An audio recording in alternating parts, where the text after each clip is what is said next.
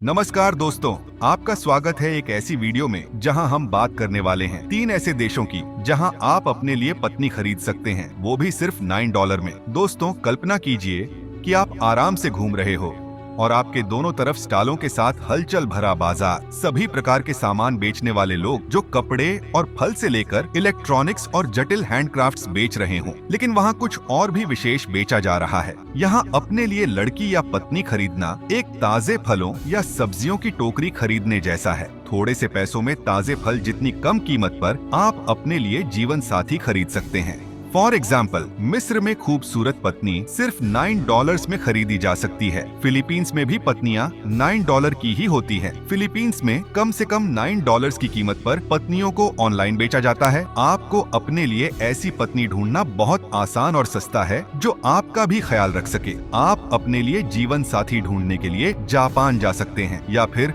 Bulgaria के virgin bride market भी जा सकते हैं। चलिए देखते हैं उन 3 देशों को जहां आप अपने लिए एक पत्नी खरीद सकते हैं। Number 3, Japan.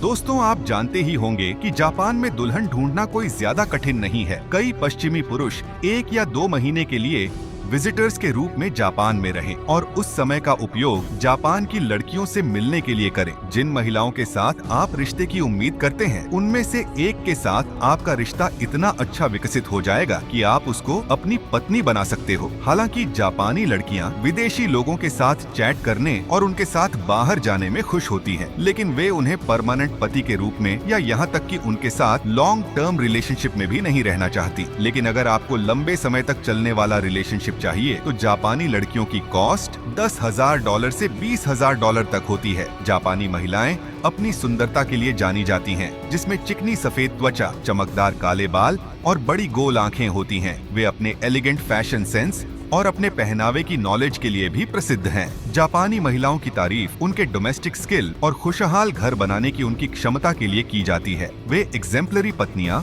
और माताएं हैं जो हमेशा ध्यान रखती हैं कि घर में कैसे एक आरामदायक रहने का वातावरण बनाए रखें। इसके अलावा जापान ने तेजी से महिलाओं की तस्करी के मामलों को देखा है, जिसमें अक्सर रूस, पूर्वी यूरोप और लैटिन अमेरिका की युवा लड़कियां शामिल होती हैं, जिन्हें सस्ते प्राइस में पत्नियों के रूप में बेचा जाता है। कई महिलाओं को पुरुषों के क्लबों में अपने शरीर को बेचने के लिए मजबूर किया जाता है, जो कभी कभी सिर्फ क्लब सदस्यों के लिए ही एक्सेसिबल होते हैं। नाइट क्लबों में लड़कियों का डांस दिखाया जाता है, जहां बाद में मेहमान उन्हें होटलों में ले जा सकते हैं। इसलिए पुरुषों के पास न केवल जापानी बल्कि अन्य देशों से भी पत्नियां खरीदने के अधिक ऑप्शंस हैं। क्या आप भी अपने लिए एक जापानी लड़की खरीदना चाहते हैं? तो कमेंट करके बताइए। Number 2, Thailand.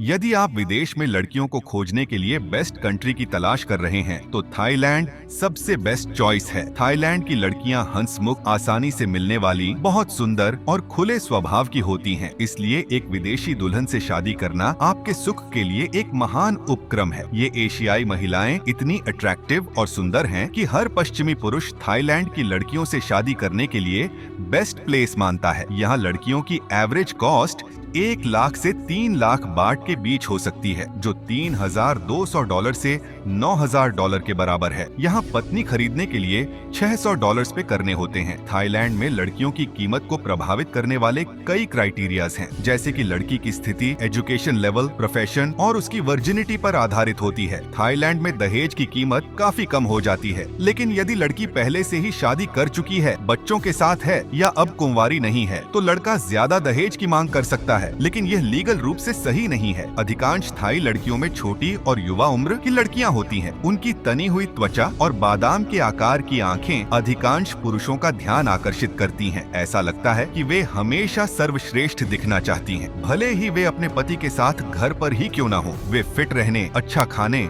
और अपने साथी की नजर में सुंदर दिखने का प्रयास करती हैं। नंबर 1, भारत। भारत में भी आकर्षक और सुंदर पत्नी खरीदने के मार्केट्स हैं। महिलाएं यहां अपने लिए लड़की की तलाश करने वालों के लिए किसी आम वस्तु को खरीदने जितनी सस्ती होती है, जिनकी कीमतें $13 से लेकर $50 तक हो सकती हैं। आप भारत में अपने लिए एक साथी ढूंढ सकते हैं। हालांकि ऑफिशियली रूप से इस प्रथा पर प्रतिबंध है, फिर भी यह कई ग्रामीण क्षेत्रों में इलीगल रूप से जारी है। दुल्हन का परिवार, विशेष रूप से निम्न वर्ग के लोग, अक्सर दूल्हे के परिवार की मांगों को पूरा करने के लिए भारी कर्जे में डूब जाते हैं, जिससे कि विवाह करना एक बिजनेस बन गया है, जहां दुल्हनों को उनके परिवारों की फाइनेंशियल कैपेबिलिटी के आधार पर मूल्यवान माना जाता है। भारत में 2023 की जनगणना के अनुसार प्रत्येक 1000 महिलाओं के लिए 1057 पुरुष होने से कई सोशल प्रॉब्लम्स पैदा हुई हैं। इस संतुलन ने विशेष रूप से पुरुषों के लिए एक साथी खोजने में कंपटीशन को बढ़ा दिया है। भारत में बेटियों के जन्म को पसंद नहीं करने के कई कारण हैं, जिनमें उच्च दहेज लागत या यह विश्वास शामिल है कि बेटियां शादी करने के बाद अपना परिवार छोड़ देंगी और अब अपने परिवार का समर्थन नहीं करेंगी। यह दबाव कभी कभी नेगेटिव प्रथाओं जैसे दुल्हनों को खरीदना, महिलाओं को डिवेल्युएशन करना और एक असमान विवाह बाजार बनने की ओर ले जाता है। भारत एक सांस्कृतिक रूप से विविध देश है, जिसका हजारों वर्षों का इतिहास है। इस बारे में आपके क्या ख्याल हैं? कमेंट करके बताइए। धन्यवाद।